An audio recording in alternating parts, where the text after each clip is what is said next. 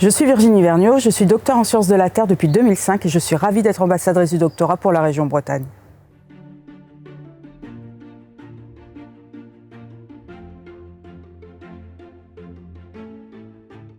Mes premiers pas avec la recherche remontent à mon Master 1 en biologie. J'étais très attirée par l'option hydrogéologie et j'avais besoin de renforcer mes bases en sciences de la Terre. J'ai donc réalisé un stage dans les carrières pour comprendre l'acidification des eaux en fond de fouille. Ces premiers pas dans la recherche, cette première expérience, est entrée en résonance avec ma curiosité et mon envie d'apprendre.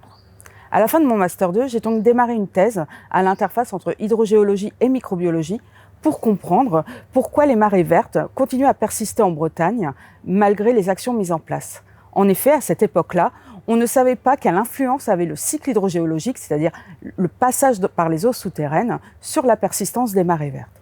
L'objet de ma thèse était de comprendre comment le temps de transfert, le temps que passe l'eau dans le milieu souterrain, pouvait expliquer la persistance des marées vertes malgré toutes ces actions. À l'époque, on se demandait si, en un an, on pouvait récupérer une bonne qualité des eaux ou si il faudrait 100 ans. Les résultats de ma thèse ont plutôt montré qu'il fallait 10 à 30 ans.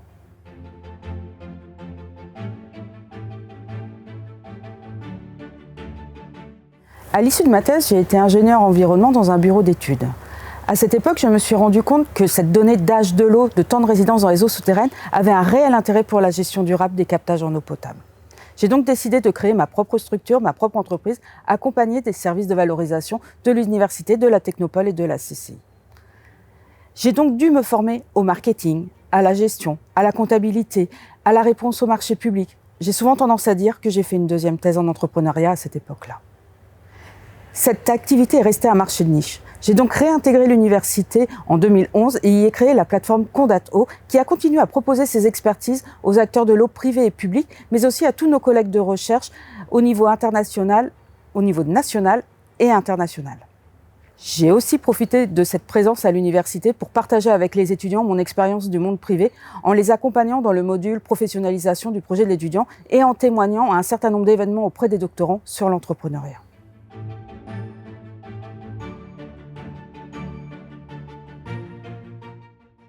Aujourd'hui, chargée du développement des partenariats pour le campus innovation de l'Université de Rennes, je mets en relation les acteurs socio-économiques et le monde de la recherche. Je sais tout ce que le doctorat m'a apporté dans mon expérience professionnelle et dans mon parcours, et j'ai vraiment à cœur de le partager avec les doctorants.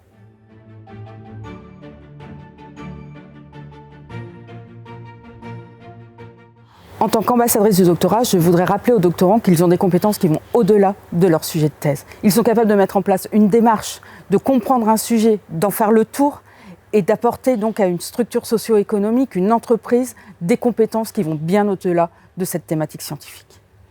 Je voudrais dire aussi et redire aux entreprises à quel point avoir un docteur dans leurs équipes, c'est avoir une personne qui est capable de gérer un projet complexe dans un environnement incertain.